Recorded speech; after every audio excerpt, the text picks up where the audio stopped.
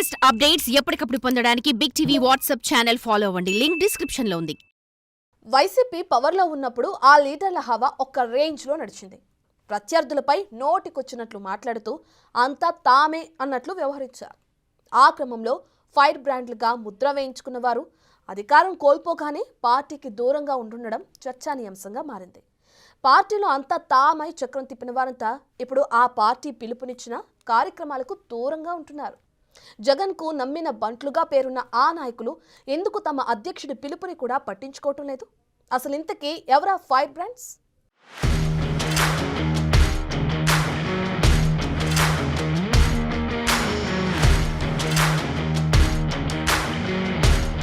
వైసీపీలో fire brand అంటే మొదట గుర్తొచ్చేది మాజీ మంత్రి రోజా.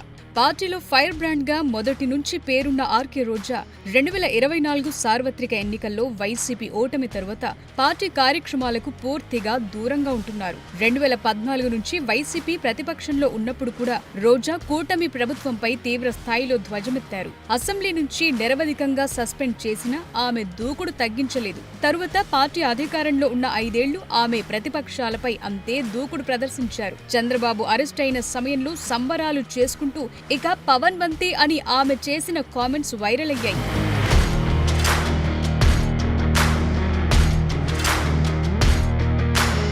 అలాంటి రోజా 2024 సార్వత్రిక ఎన్నికల్లో వైసీపీ ఘోర పరాజయం తరువాత ఆ పార్టీ కార్యక్రమాల్లో ఎక్కడా కనిపించడం లేదు. పార్టీ కేంద్ర కార్యాలయంలో జగన్మోహన్ రెడ్డి అధ్యక్షతన జరిగే సమావేశాలకు సైతం హాజరు కావటం లేదు. అటు నగరి నియోజకవర్గానికి ఇటు పార్టీకి దూరంగా ఉంటూ అడపాదడపా సోషల్ మీడియాలో పోస్టులు పెట్టడం మినహా ఎక్కడా కనిపించడం లేదు. దాంతో మంత్రిగా పార్టీలో చక్రం తిప్పి ఫైర్ బ్రాండ్ గా పేరు పొందిన రోజా ఎక్కడంటూ సొంత పార్టీ నేతలు సైతం ఆరా తీస్తున్నారు.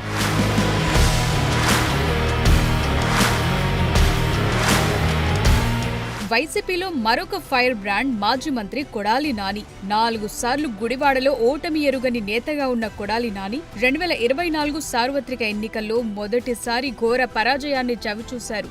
ఎన్నికల ఫలితాలు విడుదలైన రోజు కౌంటింగ్ కేంద్రం నుంచి బయటకొచ్చిన కొడాలి నాని మీడియాతో ముక్తసరిగా మాట్లాడి నాటి నుంచి నేటి వరకు నియోజకవర్గం వైపు కన్నెత్తి చూడలేదు. సొంత పార్టీ నేతలపై కేసులు నమోదవుతున్నా, కార్యకర్తలపై దాడులు జరుగుతున్నా పార్టీ కార్యక్రమాల అమలు విషయంలో కానీ ఎక్కడ కూడా కొడాలి నాని కనిపించలేదు.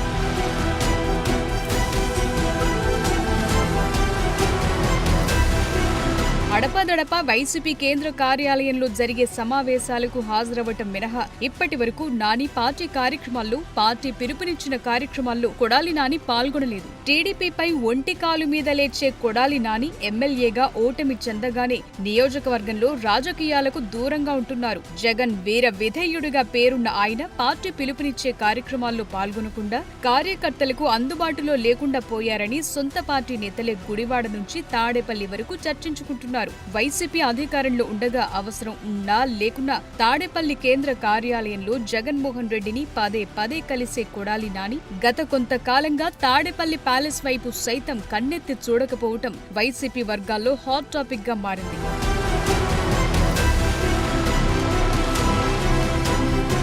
మాజీ మంత్రి, నెల్లూరు సిటీ మాజీ ఎమ్మెల్యే అనిల్ కుమార్ సైతం అదే బాటలో పార్టీకి దూరమయ్యారు. తొలిసారి సార్వత్రిక ఎన్నికల్లో ఓటమిని చవిచూసిన అనిల్ కుమార్ యాదవ్ ఇప్పటి వరకు వైసీపీ కేంద్ర కార్యాలయం వైపు గాని, గత ఎన్నికల్లో తాను పోటీ చేసిన నర్సరావుపేట లోక్సభ సెగ్మెంట్ వైపు కానీ, సొంత నియోజకవర్గమైన నెల్లూరులో గాని కనిపించడం లేదు. బాబాయ్ రూప్ కుమార్ యాదవ్ తో విభేదాలు, సొంత నియోజకవర్గంలో నేతలను కలుపుకుని పోవటంతో వంటి వాటితో ఆయనపై నెల్లూరు వైసీపీలోనే తీవ్ర వ్యతిరేకత కనిపించింది. అనిల్ వైఖరికి వ్యతిరేకంగా నెల్లూరులో పలువురు నేతలు వైసీపీకి దూరమయ్యారు. ఆయనపై ఎన్ని ఫిర్యాదులొచ్చినా జగన్ మాత్రం అనిల్ కుమార్ యాదవ్ ను ఏరి కోరి నర్సారావుపేట ఎంపీ అభ్యర్థిగా బరిలోకి దింపారు. ఎన్నికల్లో ఓటమి చెందిన నాటి నుంచి అనిల్ యాదవ్ ఎక్కడున్నారో తెలియక ఆయన అనుచరులు సైతం అయోమయంలో ఉన్నారట. ఆ మాజీ మంత్రి హైదరాబాద్, చెన్నైలో తన సొంత వ్యాపారాల వ్యవహారాల్లో బిజీగా ఉన్నారంటున్నారు.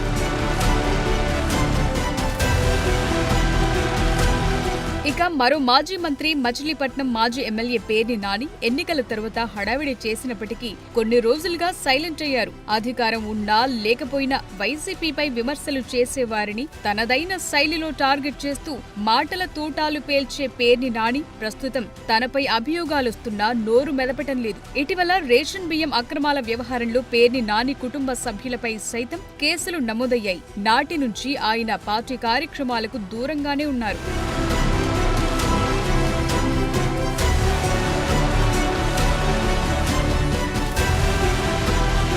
ఇటీవల రైతు సమస్యలపై పోరాటానికి పార్టీ పెద్ద ఎత్తున పిలుపునిచ్చిన కృష్ణా జిల్లా అధ్యక్షుడి హోదాలో నాని పాల్గొనలేదు. ఆయన కుమారుడు గత ఎన్నికల్లో బందరు ఎమ్మెల్యేగా పోటీ చేసిన పేర్ని కిట్టు కూడా పార్టీ ఆందోళనల్లో అడ్రస్ లేరు. క్యాడర్ మాత్రమే నామమాత్రంగా పాల్గొని మమ అనిపించారు. నాని 2024 సార్వత్రిక ఎన్నికల్లో ఆయన కుమారుడిని అభ్యర్థిగా బరిలోకి దించారు.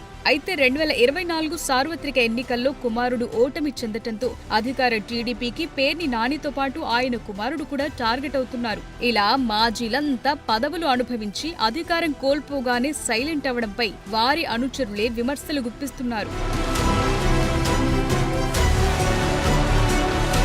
మొత్తానికి వైసీపీలో ఫైర్ బ్రాండ్స్ గా చెలామణి అయి పార్టీలో చక్రం తిప్పిన వారంతా కూటమి ప్రభుత్వం అధికారంలోకి రాగానే ఎవరికి వారు కనుమరుగయ్యారు. పవర్లో ఉన్నప్పుడు టీడీపీ జనసేనల అధినేతలపై నోరు పారేసుకుని బూతు మంత్రులుగా చెలామణి అయిన సదరు మాజీలు పాల్పడిన అక్రమాలపై తీవ్ర ఆరోపణలున్నాయి. ఆ కేసుల భయంతోనే వారు నోరు మెదపటానికి భయపడుతున్నారని అంటున్నారు.